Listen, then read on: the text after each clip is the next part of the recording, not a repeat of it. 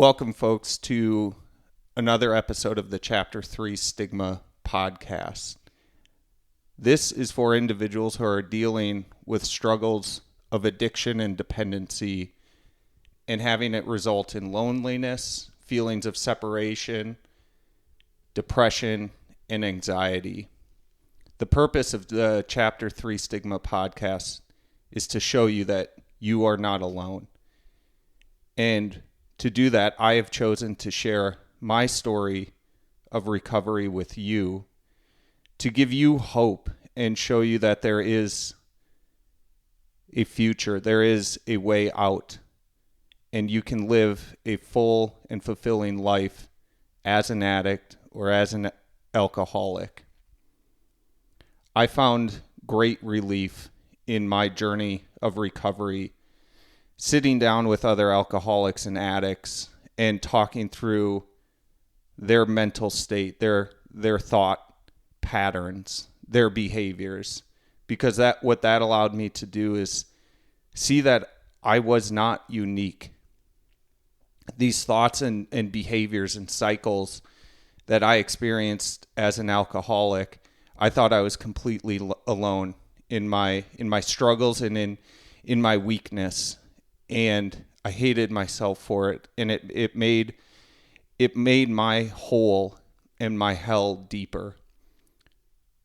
And so we are going to start in on a 3-part series where I am going to share my story of both becoming an alcoholic, trying to run away from my alcoholism, accepting my alcoholism, and finally entering in on a journey of recovery. So this first part of the series, the first episode, we are calling Crossing the Threshold. And this idea of a threshold as it pertains to alcoholism is one that is extremely important to understand. And that concept is once you pass over that threshold, once you take the step, once the forces of life push you into becoming an alcoholic, there is no going back. You will be an alcoholic for life. You will be an addict for life. However, that does not mean at all that you have to give in to your alcoholism or addictive tendencies.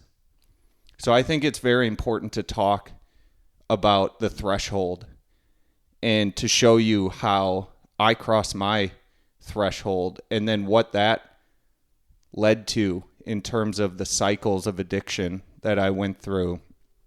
And what we'll cover in today's episode is really 10 years of struggle with alcoholism, from the very beginnings when those forces that I'm going to talk about shortly pushed me across the threshold, to when my cycles took me to the deepest pits of my despair and battle with alcoholism that lasted for an additional 2.5 years in my case. So first of all, I'm going to introduce the concepts of the forces that will contribute to someone becoming an alcoholic. The first one is genetics. The second one is cultural. And the third one is trauma.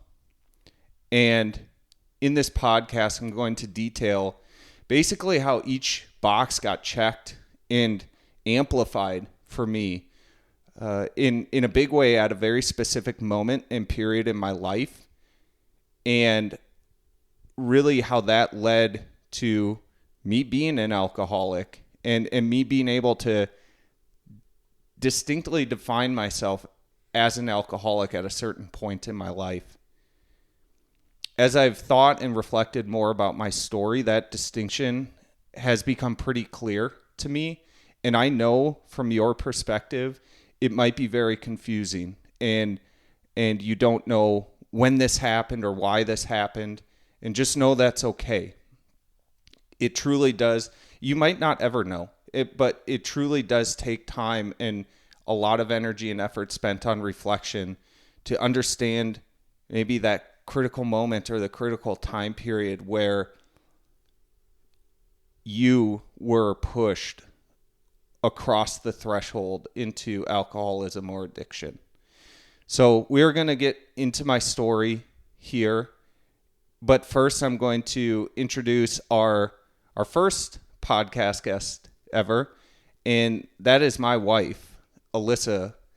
And Alyssa's going to give a brief background on how and when we met to introduce herself, and then she's going to kind of be here for support throughout this 3-part series, and we'll pepper each other with questions as we go through. But Alyssa and my relationship basically spans the time period that I was and am an alcoholic. So, Alyssa, you want to give a brief background of how we met and when we met?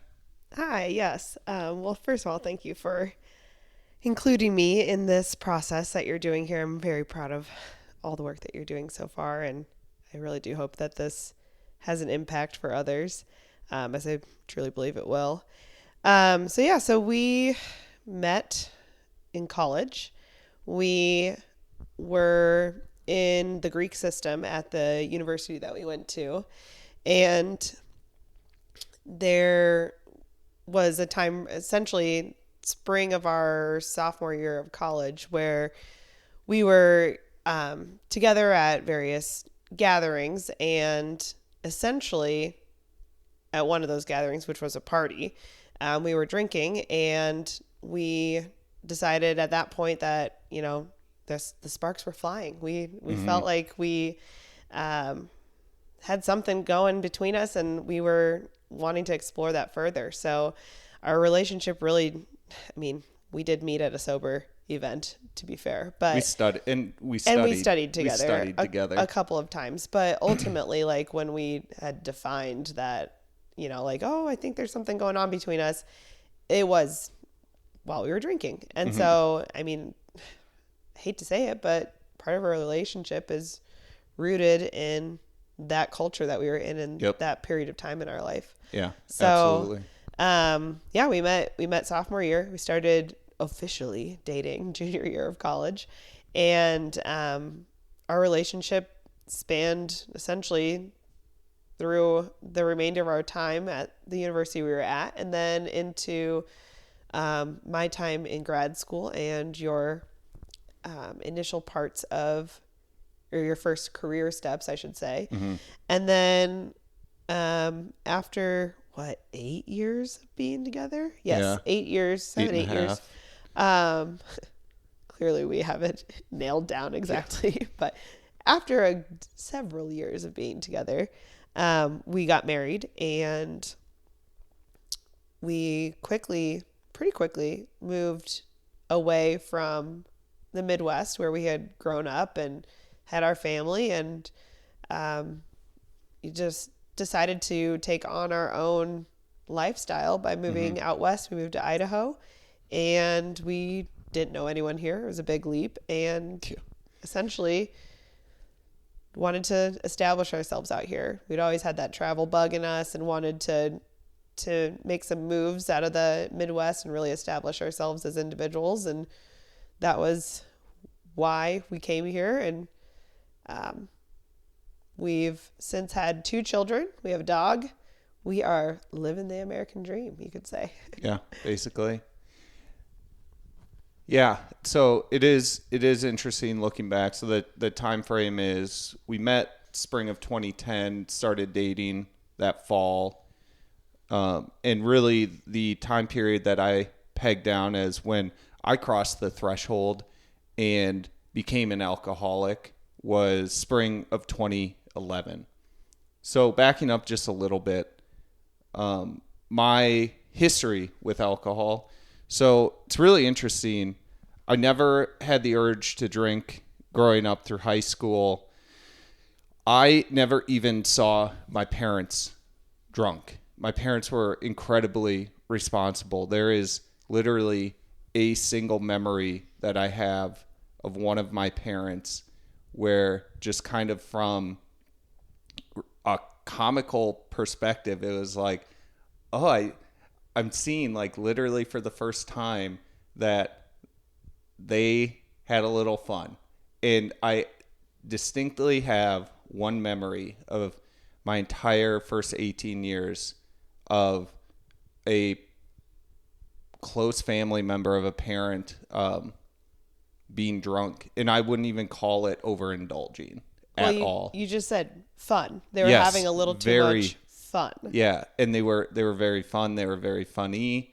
And it's just important to know because it's not like you have to come from this history of like horrible upbringing. Like I had a phenomenal, an enviable upbringing. And so I think that is an important piece to call out. But I think it was junior year in high school, a group of guys that I hung out with a group of girls, and we drank one night in the basement, and it was my first time drinking. Was it a lot of others' first time drinking? That's a good question. No. I think it was distinctly my first time, and I think everyone else had kind of like casually gotten into it. But I think that's a good question because what it does point out is like I was the one who didn't control myself. Like I definitely was the one that got drunk. So much so that I got busted by my parents. And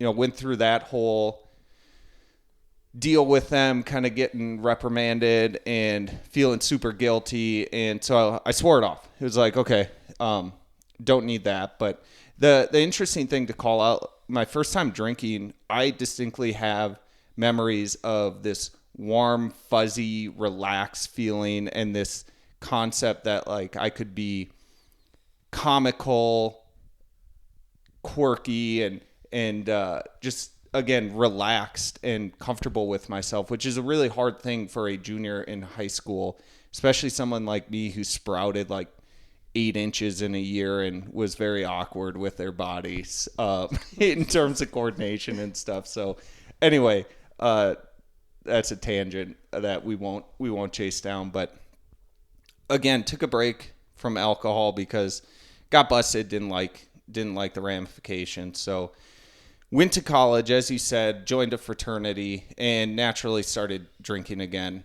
And this is going to get into the cultural aspect of the forces behind pushing one over the threshold.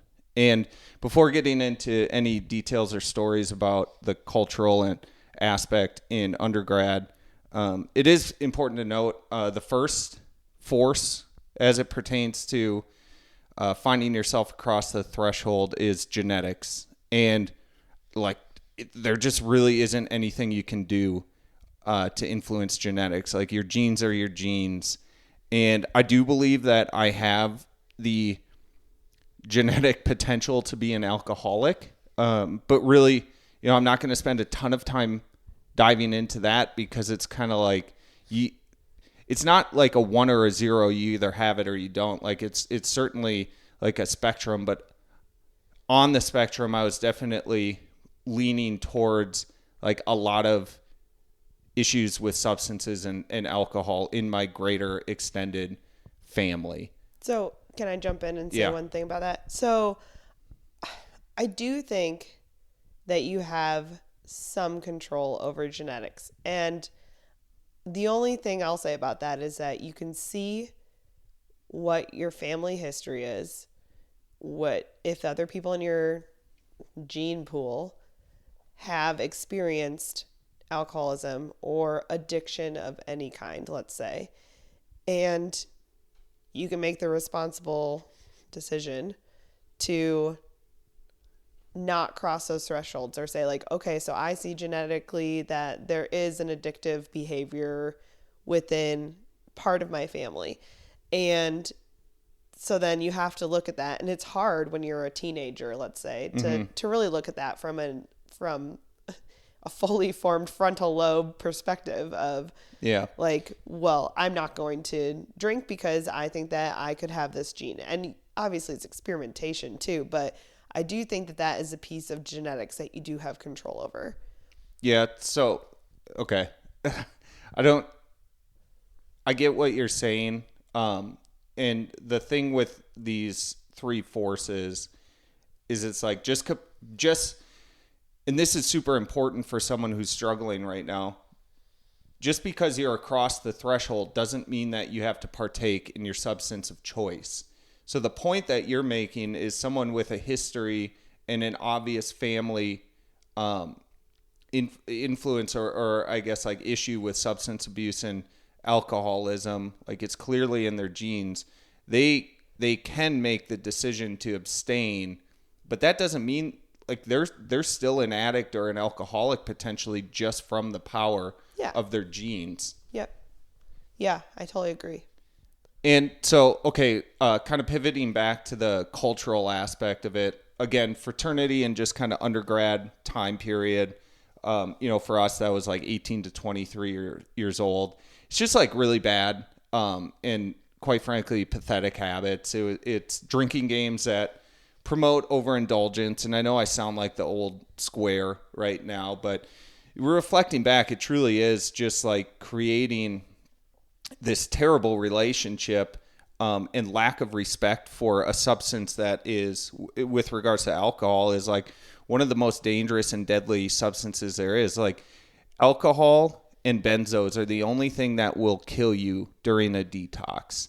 And we would just, you wake up and you have a horrible hangover, which I don't use the term hangover, but I'll use it now. It is a quite literal detox. So you wake up with terrible detox syndrome or symptoms, and people throw you a beer and tell you to drink it off. And so it's those kind of habits that started to get formed and ingrained in those years 18 to 23. The other difficult thing about my story and confusing thing about my story is I really kept my shit together when it came to my responsibilities. Like, not only was I going to my classes and getting really, really good grades, but I was heavily involved in the university and like volunteer aspect of it. I had leadership positions. Again, like I literally graduated at the top of my engineering department, like the entire department.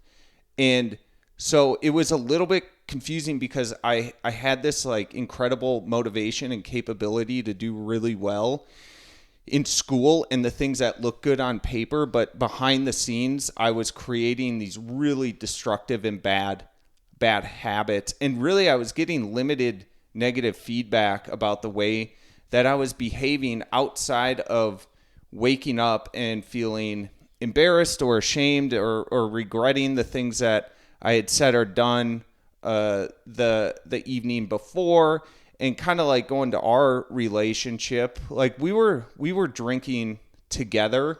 We were overindulging together in some instances, but like the difference and the thing that stands out is like how you would learn from these scenarios where it seemed like I didn't. And I think late in our undergrad time is when we started to have like periods where we were kind of having the same conversation over again. And it became much more exaggerated later in my struggle with alcoholism. But it was kind of like, Kyle, why did you have to drink so much last night? Or like even when we were out at a bar and like I would go up and get something else to drink or like accept something that someone else bought me, you kind of would give me a look or tell me like, I want you to stop. And it was just kind of like, for whatever reason, it felt like that learning capability within my head didn't exist. And I saw it exist in you because I saw you like have a bad night with a specific kind of drink and you just swore that drink off for the rest of your life. Yeah.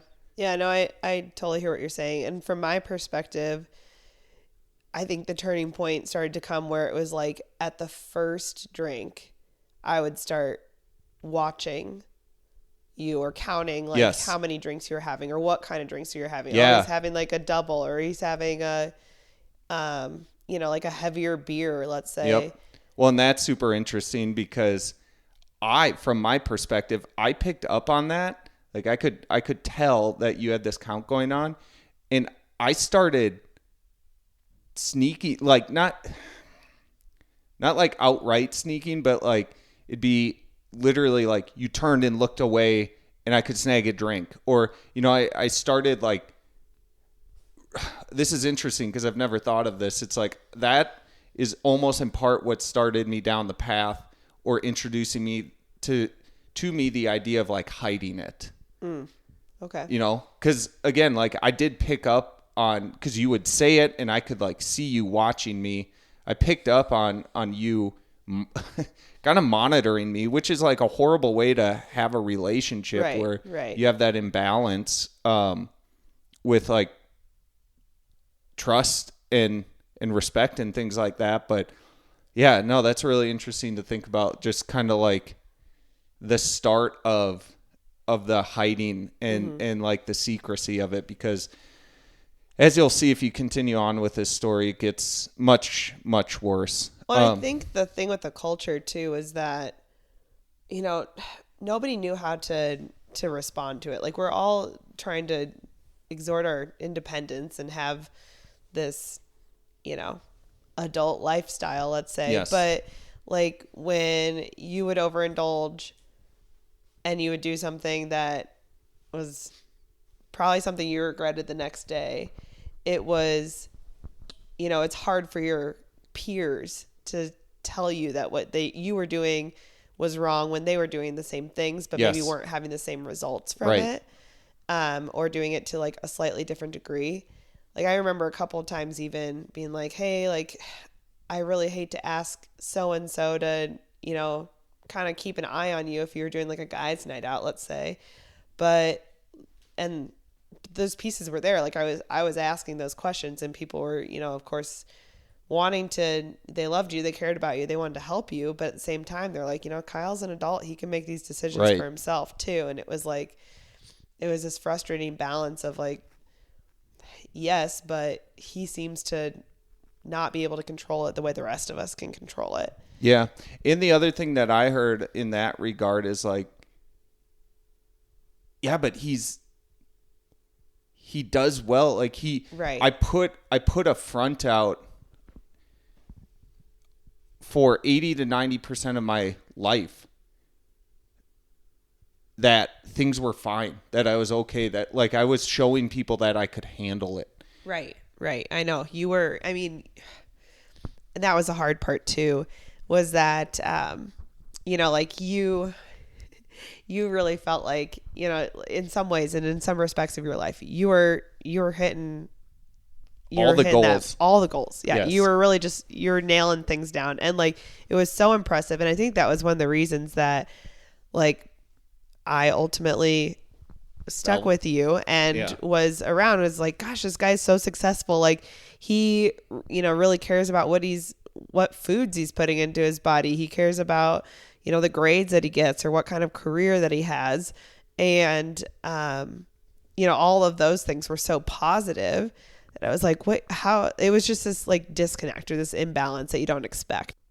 Right. So then continuing on with the cultural aspect, I would have these bad experiences and things occur, and while I was drunk, and nearly every time find an excuse about why it wasn't alcohol's fault.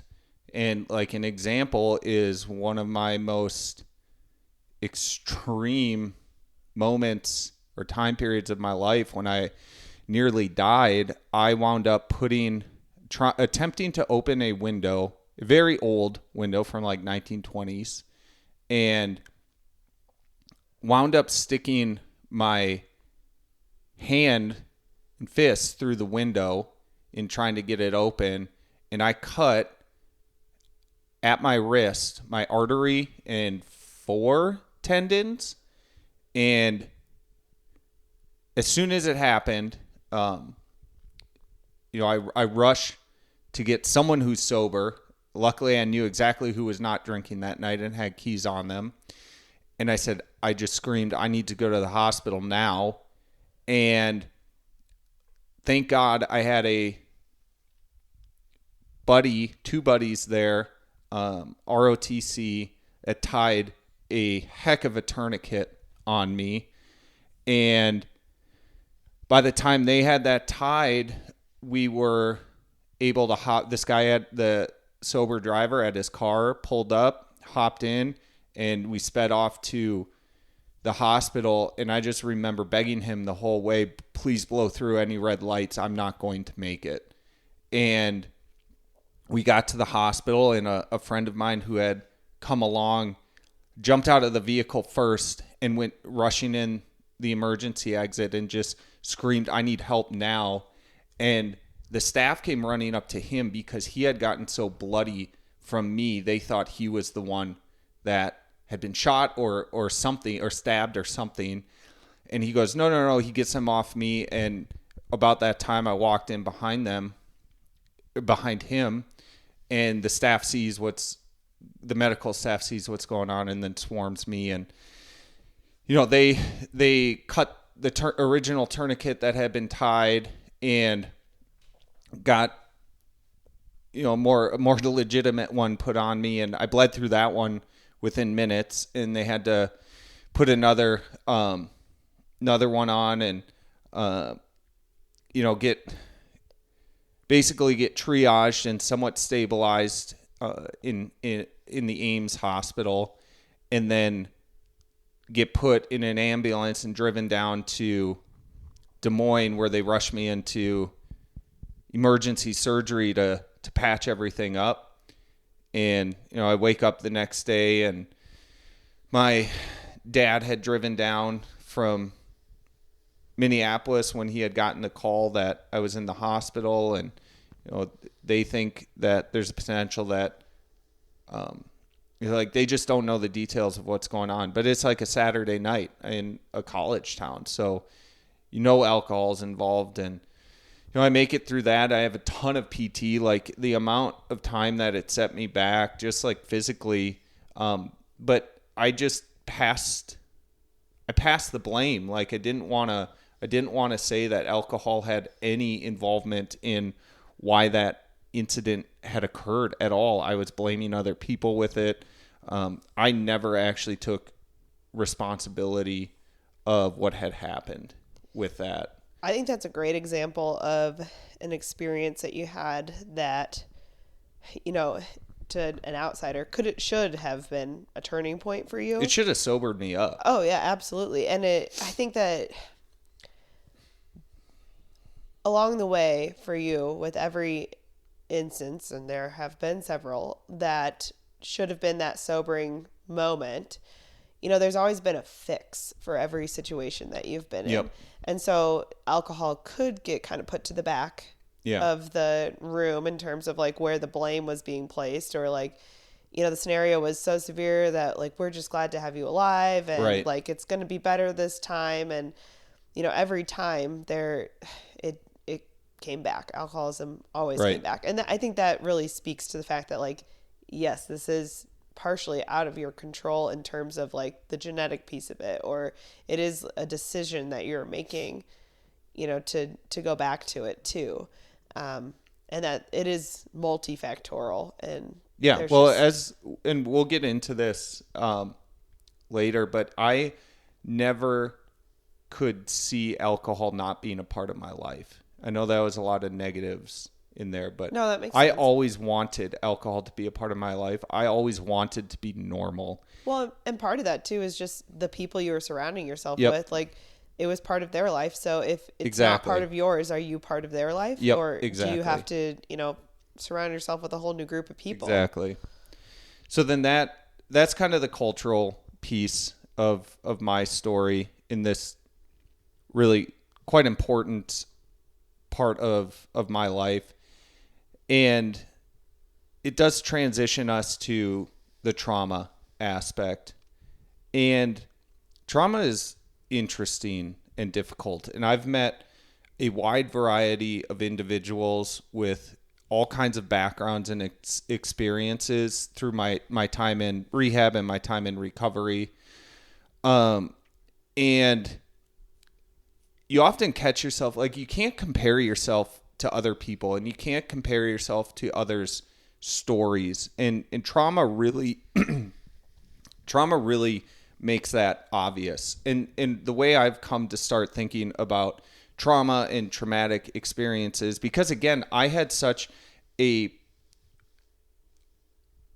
amazing upbringing. It was always kind of like, when I was struggling with alcohol, I was like, why am I in mental health? Really, it's like, why am I struggling? I had such an ideal childhood and upbringing. Like, I experienced no trauma, and I know all these stories about people, suffering physical, mental abuse and things like that growing up, and they're okay, or they're struggling, but it makes sense that they're struggling. And I think an important part for people to realize is that, in the way I've started to define it, is that trauma is really the difference between your expectations and hope for life and your outlook on life versus the reality of the situation. And when those differences, when that delta gets really, really big, it can become such a driving force in your life that it shifts your mental perspective. It actually has like biochemical shifts to your system. And if you don't address it, if you don't sit down and acknowledge that delta and that gap between your perception of how reality should have been and how reality actually played out, it can wreak havoc upon your life. So with regards to my story, I specifically had, call it like a 4 to 6 month period where really call it the 5 most traumatic things that occurred in my life up to that point all occurred in this same time period. And coupled with just the occurrence of those traumatic experiences, again, where I had some perception of how reality was supposed to play out, and reality itself performed in a completely different manner. As I was going through this, I was actually trying to deal with it alone. And so, kind of diving into that, the reason I was alone was, Alyssa, so this was spring of 2011. We were newly dating, and things were going so great that I left the country. Things were going so great, you went halfway around the world. You studied abroad in Australia for a semester. Yeah, and I mean, let's say here too, like, you had done a study abroad yourself, like, for us, like, for both of us. Distance was something we were kind of used to. We were used to it, but like, those were individual goals that we had. So yeah, thankfully, and we didn't, like, there's definitely codependency that occurs with alcoholism. Like, I'll be the first person to say that. Right. But those were each individual goals of ours to have that time abroad and really experience what we could in those times. And so this was something that had been in the works truly even before we had started dating, and we knew it was coming. Yes. So it was always a part of our relationship. Yes. And I say that only to state it as a fact. Like, it's not blaming you or anything with regards to this situation, but just the facts was, it paints a picture of who we are. Yes. A little more. So I was at school. Again, I lived with a ton of men, we'll call them, but like, I had problems opening up during that period. So I didn't actually tell people what I was going through. And the person that I would tell was half a world away. And, I was 3 to 4 hours away from my family. And then that summer I got an internship. Of course, going to school in Iowa, I landed an internship with John Deere. And I worked really in a very small town, kind of middle of nowhere. Like my summer experience was going to work, and then I would go out for runs, and my companions on runs were the cornfields. Like that is literally how I spent my summer, and I was not processing things. Well, and not to mention you're a man. Yeah, no. You tend to internalize a Definitely. little more stereotypically to the male side of the population. And so you've never been that person that was open. And partially it was because there wasn't much going on in your life up to this point that you ever had to really process to this degree. Exactly. And so just to talking about trauma in the broad sense is one thing. Just to again kind of share the details of my experience with the hopes that I can connect with someone who's struggling and maybe feeling alone in all of this. And again, remember, while I'm sharing this willingly, it's not for any sort of comparative process to kick off. Like your story is your story, and you can only measure yourself against yourself. But I just want to let you know what I experienced to hopefully let you see like, oh, that's not much, or that's a lot. And just know that I was not dealing with it well in this instance, and it was a force that pushed me and contributed to me going across the threshold. But one of the things that happened that is definitely a part of life, but I was really unprepared for it, was the loss and death of someone who is very close and very dear to me. And again, like Alyssa said, I wasn't great at expressing myself. I was physically isolated, living alone during that time period, again, kind of like early summer with the internship in Iowa. And then another one of the experiences that I feel like is mine to share and tell about is one of my best friends, or I should say best friends at that time, who I went to for help and sought advice from.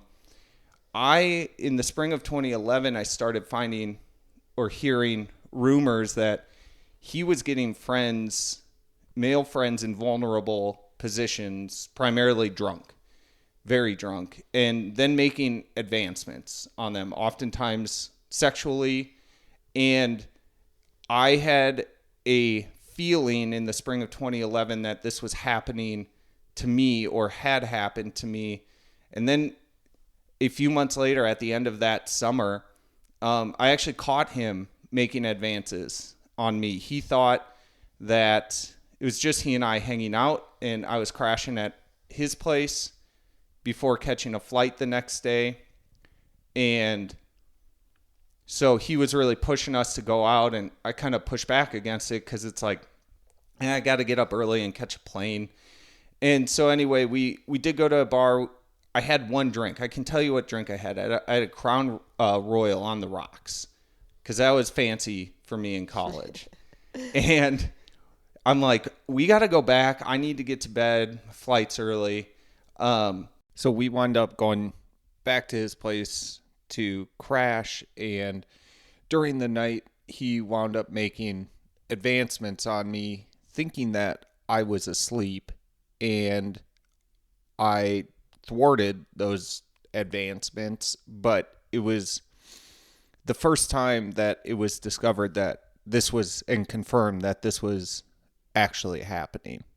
So then I take my flight the next morning, and then really like our relationship kind of blew up after that point, because I was the first one that had really caught him in the act, and kind of a bunch of other people came out with things that had similar experiences, and really just like our friendship, not only did our friendship crumble, but obviously now I'm sitting there thinking, looking back at all the times that I had trusted him when I was incapacitated, and just kind of questioning like, well, what the heck actually occurred in those moments? And I don't know. And I'm, I guess, conjecturing a little bit and leading on a little bit, but like I don't have trust that I was safe every single time. And so that is just one of those instances that occurred to me that really shifted my view of the world.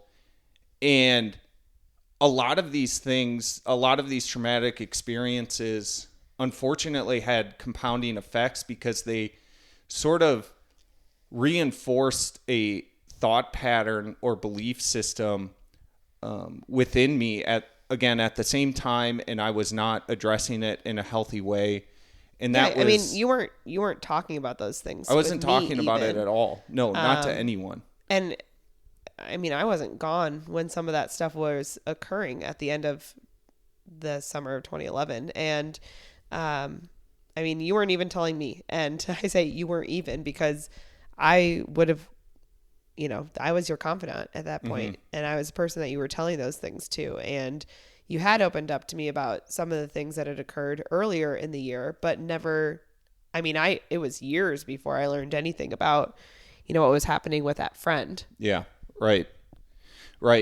Yeah. So trying to internalize and just kind of handle things on my own, but like really the thought patterns and belief system that I started to form from all of this was, first, I was a terrible person, and really I forever had to prove my worth to people.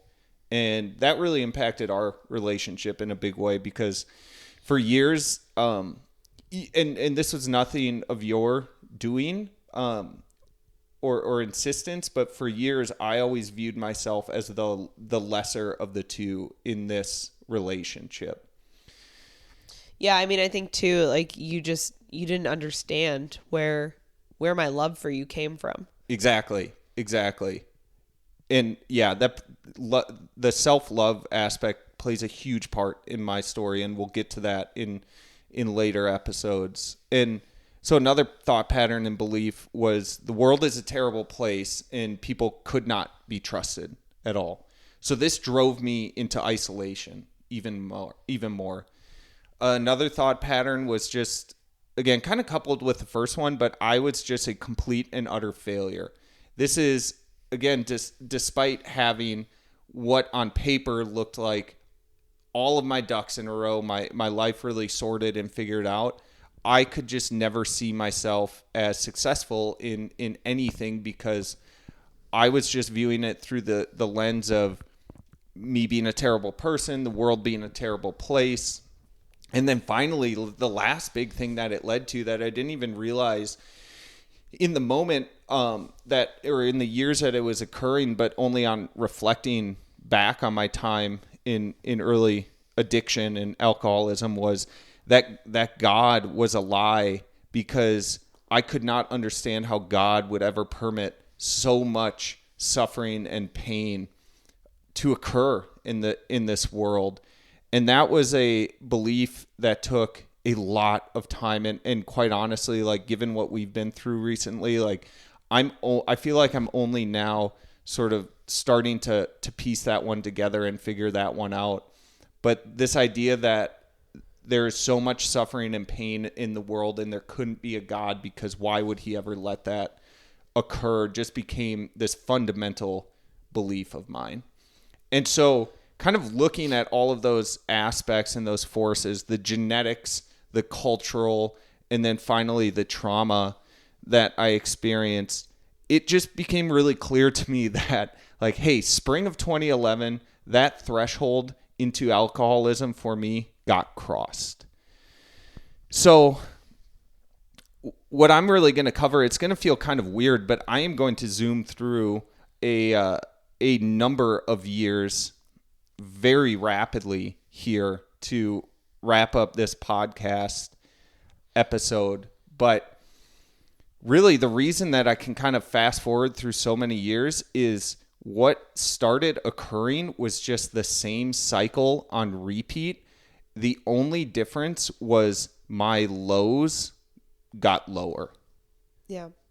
Yeah. And I would say, those years were sprinkled, of course, with normal life shifts Yeah. and the things that, typically progress in a person's life. Right. Hopefully. And really can become stunted by addiction. But, in your sense, because you were, still remaining successful in terms of like many facets of your life, you were able to continue moving forward with those things. But there was like a very clear cycle that occurred Yeah. month after month or year after year. Right.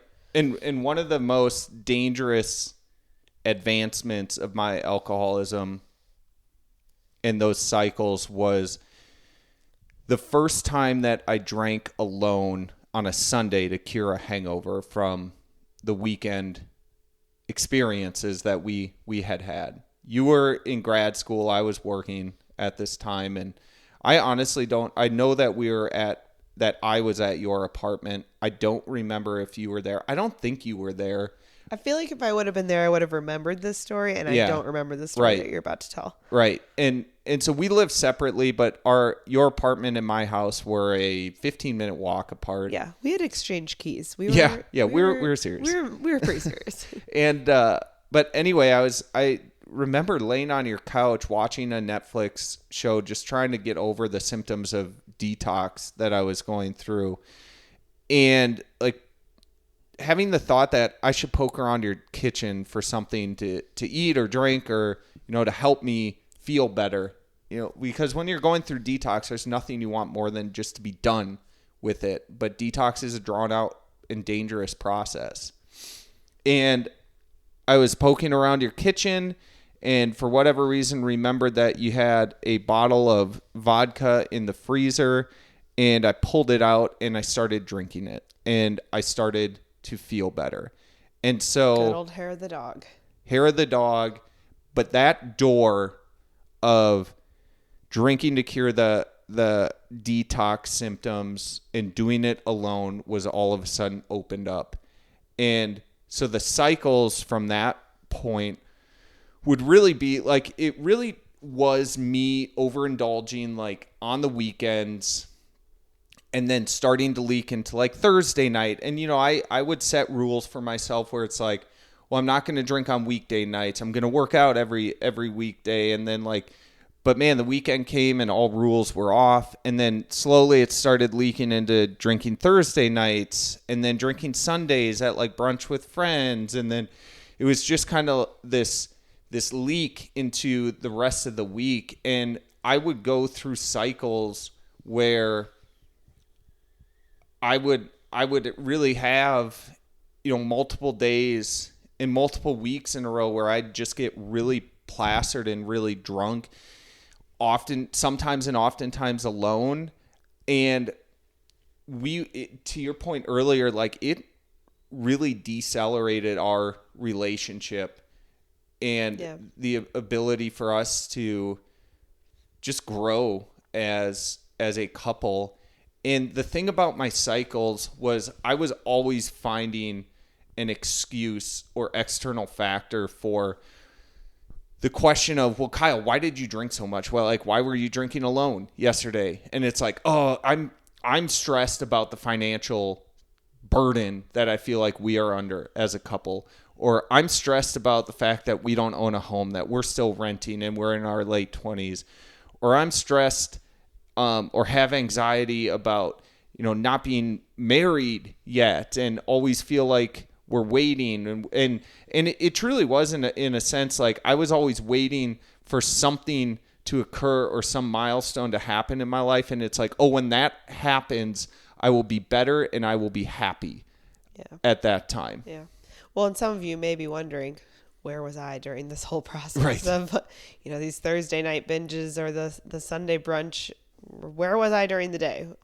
And I think a really important factor, and I mean, it's just what it was that I was busy. I was in grad school. I was working up to 3 jobs at one point during the 4 years of grad school, and I was studying. I was, working on getting my doctorate, and that takes a huge chunk of time away. And, we had kind of come from the year prior to me starting grad school, I was only in class 3 hours, or like a 3-credit course per semester, and I was working the rest of the time. So Kyle had a lot of my attention during those periods of time. And then to suddenly have this extreme swing where I was never around, he was alone a lot. And we had friends, but like they had their own lives too, or their own jobs or families or whatever going on. And so he did suddenly find himself alone quite often. Yeah. And it is having any relationship with an alcoholic or addict is a complex thing. And like, this is hard to say, but like you also weren't blameless. Right. In this. Right. Well, yeah. Codependency once again. Yeah. So yeah, I would have these, on a macro sense, like I would go through these periods, weeks, months long of overindulgence. And then I'd swear off and have a period of sobriety. And I am a very motivated person. And so I could white knuckle it and just kind of grin and bear it and be sober for some time. And I think the distinction in my story, at least, between periods of sobriety and periods of being in active recovery that I am right now are extremely important. Because when I went through these periods of sobriety, I was always doing it for someone else and always doing it from a standpoint of trying to make up for some wrong that I had done or some really regrettable decision or action that I had taken. It would get so extreme that I go, you know what? I'm not drinking, and I'm going to do so to prove to you that I don't have a problem. That was my mindset. Yeah. And sorry. And that was going to prove also that, it wasn't alcoholism, it was alcohol abuse. Like all these other phrases we wanted to use. We danced around the word alcoholism and addict for years. Yeah. And people would say it, but we would blow it off and just deny it because like we just didn't want that to be the case. Right. Again, it's that whole, like, if you are an alcoholic, what does that mean for the circle that you surround yourself with? Like, do you have to completely find a new group of friends or family members to be around versus the ones not to be around? Like, there was just pieces of that. And it just felt like an utter failure. Like, in my mind, it's like only losers and weak people are alcoholics. And that's the stigma behind it. That's like the point of this podcast. Yeah. Is to show that, like, no, this happens. This happens to people. People are addicts. People are alcoholics. But that doesn't mean that they have to continue indulging in their drug of choice. Right. So anyway, like a good example of these swings into sobriety would be an extreme event causing one of them would have been my bachelor party in Austin. I don't even remember when we did the parties. Was it like February of 2018?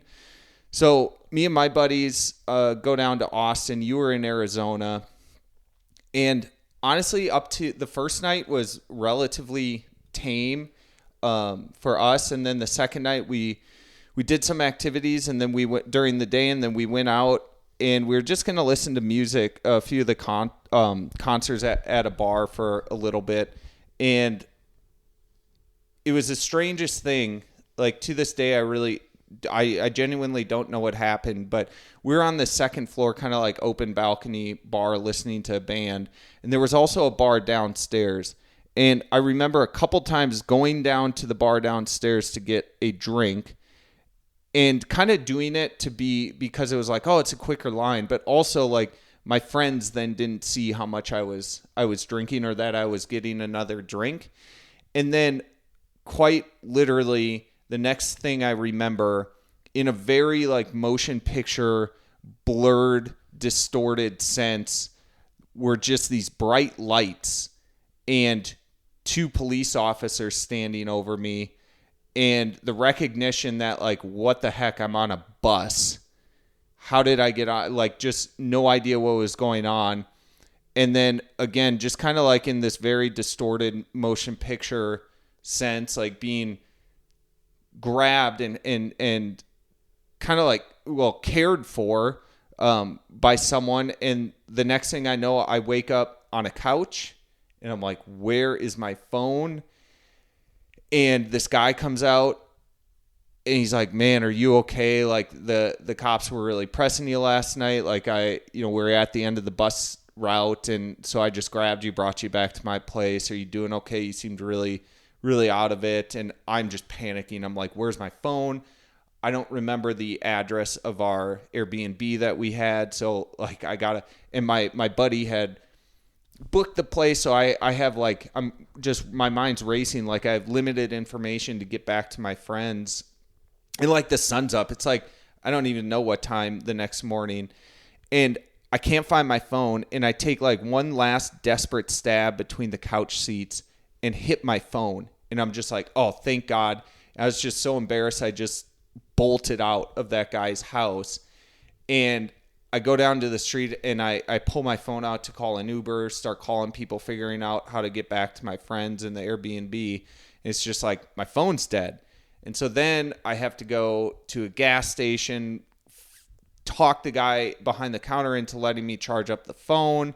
I don't even know how many dozens of missed calls, voicemails, text messages that start ringing through as I'm trying to figure out where I am in the city and how to get back. And anyway, wind up getting my phone charged up just enough to get an Uber and then get back. And it was just like all sorts of emotions and just like, what the hell? Like everyone thought something really bad had happened to me. They had checked the jails. They had checked the hospitals. I know like it impacted, like it got back to you in Arizona and like you guys were on high alert and like trying to help remotely. Yeah. It impacted so much. Like it was like a ripple effect of impact between us where we were, you guys where you were. Then of course we were all trying to get back to the Midwest. And so flights are getting canceled. It was utter chaos. Yeah. And like it was, there's movies like The Hangover that are meant to be funny, but it was like the nightmare version of The Hangover for all of us. And so anyway, that's an example of like extreme event happens in my life. I come back. Our relationship is severely impacted. We have untold hours of discussion and talk where the outcome is like, all right, I'm going to not drink now for you to show you that I can do this and that I'm okay. And, things can get better and I can start making up to you for, what I put you through. And I was always doing it for other people and always skirting around the idea and the concept that I was an alcoholic. So, the good thing that came from it was I was completely sober during our wedding, which I think was like to this day one of the most just truly enjoyable days. And I am like genuinely so happy that I was sober during that whole event. And you and me both. Yeah. I mean, honestly, like it would have been a totally different day for me had it been one that included alcohol for you. But then kind of the rest of, that's like the cycle that played out. And so after the wedding, Alyssa alluded to it early, but like her and I made the decision pretty quickly that we wanted to move from the Midwest. And so we packed up and we moved our stuff out to Boise, Idaho. And like a classic addict, like I thought that physically moving or changing a job was going to leave the addict and the alcoholic behind at its old place. And so it's like we get out to Idaho. It's like a fresh, brand new start. It's like, gosh, I left my problems behind. But in my vision of my life, I always wanted to have alcohol be a part of my life. And so I was not ready to let go of it. So eventually those behaviors and those cycles, they started up again, even with the move out to Idaho and the change of jobs and the change of careers. That, one of the other underlying things throughout all of this, like I was always unhappy in my work and with my managers and with my projects that I was on. It's just like nothing was ever going well for me. And so I always thought the grass was greener on the other side. So we got out here to Idaho in 2019 and during another stint of sobriety for me, and then well, and then it was just like a slow, slippery slope, right? It was like, Yeah. okay, well, like, let's meet people in Idaho. We know no one here. Right. And so what do you do when you go to meet someone new or to bond with someone? You go to one of the many lovely breweries that we have here in town. And we do have some great ones, but... Or rewind back to my period of sobriety around our wedding.